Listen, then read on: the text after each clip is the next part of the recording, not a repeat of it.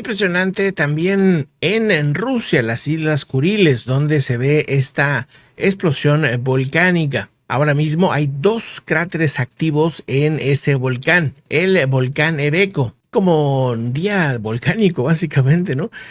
Porque también está en el video anterior el volcán Stromboli, pero este es el volcán Etna que ha estado haciendo estos aros de humo. Si observan, son ya un montón de aros, ya se van deshaciendo algunos, pero un montón de estos aros de humo que hace el volcán italiano, el volcán Etna. Pero vamos a lo que está pasando en Israel. Miren, ahí va un dron de Hezbollah, que es destruido en el aire por el Iron Shield. Ahí se alcanza a ver, ahí va volando en la parte de abajo, ¿no? Ahí está, en ese momento llega el Iron Shield y destruye.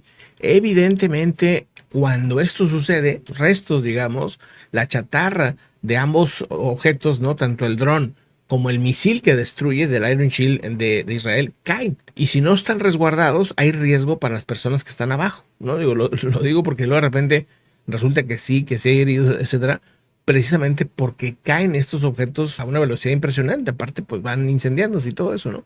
Es un tema de un riesgo que se está generando constantemente por parte de este grupo pro-iraní llamado Hezbollah, este grupo terrorista que aseguran en este momento en la zona de la Franja de Galilea. Las FDI informan que hubo varios drones no tripulados con objetivo de Israel. Estos fueron derribados en espacio aéreo libanés en esta ocasión, o sea, antes de que entraran al territorio israelí. Ya que estamos hablando de lo que pasa entre el Líbano e Israel en esta frontera que estamos viendo aquí, vámonos a lo que está pasando, pero en Gaza, en esta franja de Gaza, esta zona, porque reportan que el grupo terrorista de Hamas sigue con posibilidades de disparar y ha estado disparando a Israel. El brazo armado de Hamas, las brigadas Al-Qassam, aseguraron que dispararon cohetes desde Gaza hacia la capital de Israel, hacia Tel Aviv.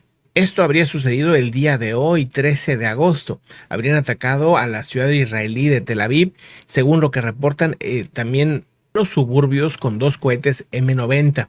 Se escuchó una explosión en Tel Aviv, pero no hubo informes de víctimas hasta el momento, según dicen los medios locales. También el ejército de Israel asegura que estos cohetes más bien se dispararon desde la Franja de Gaza. Hace unos momentos un proyectil que había identificado procedente de la Franja de Gaza cayó en el espacio marítimo del centro de Israel, indicó el comunicado del ejército del FDI. Simultáneamente se identificó otro proyectil que no cruzó el territorio israelí, esto también en un intento de entrar hacia Israel. Las brigadas Al-Qassam bombardearon la ciudad de Tel Aviv y sus suburbios con dos misiles M90 y otro que no alcanzó a entrar al territorio. El ataque se produce en un momento de alerta máxima de parte de Israel porque esperan ataques de Irán y también de Hezbollah. Por otro lado, cambiando de tema, yéndonos a otros asuntos importantes, y gracias por cierto por darle esa manita para arriba, por compartir, por suscribirse.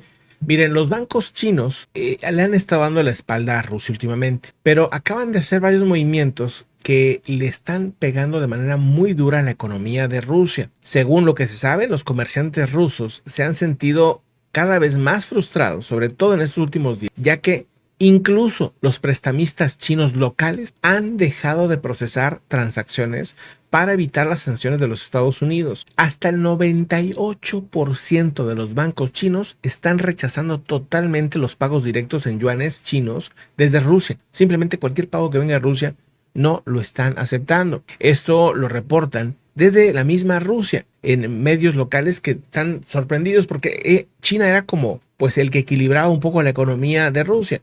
Pero si se quedan sin el apoyo de China, pues ahí sí que va a estar complicado. Esto empezó a verse poquito a poquito, no fue de inmediato. En enero empezó, pero cada vez más bancos, financieras, etcétera, incluso prestamistas locales dejaron de trabajar con los rusos. Han decidido abandonar las transacciones en yuanes con Rusia. Los bancos regionales chinos, que antes se consideraban como la apuesta que equilibraba la guerra, pues ahora ya no existe. El 98% por lo menos ya lo ha dejado de hacer. Este aislamiento de los mercados financieros internacionales ha llevado a que Rusia estaba en un punto ya dependiendo mucho de los yuanes. Y ahora que lo estaba haciendo, pues China da el giro y decide pues ya no negociar con Rusia. Bueno, pues ese es un tema tremendo en el que seguramente también veremos reacciones. Esto ocurre mientras también desde el lado de Estados Unidos se intensifica el esfuerzo para ampliar su red de sanciones y apuntar sobre todo a bancos chinos con los que se negocia con Estados Unidos. Dices, o estás de este lado o estás del otro lado, y en esas decisiones que se hacen buscando que no se genere más dinero para la maquinaria de guerra contra Ucrania.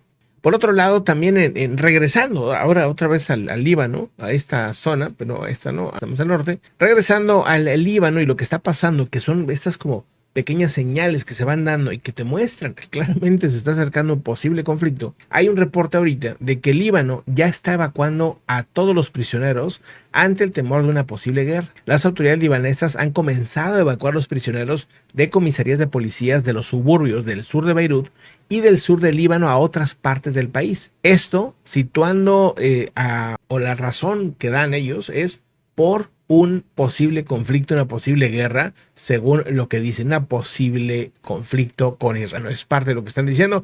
Ahora, el día de hoy se vio una imagen pues muy curiosa, una imagen en la que se puede observar a Vladimir Putin. Vemos aquí Vladimir Putin dándole un saludo a el líder de Palestina, ¿sí? A Mahmoud Abbas, ¿verdad? El día de hoy se da este encuentro, según reportan las mismas agencias de allá de Rusia, ¿no? En la que ponen a estos dos líderes y aseguran que este movimiento sería más bien para distraer de lo que está pasando entre Ucrania y Rusia.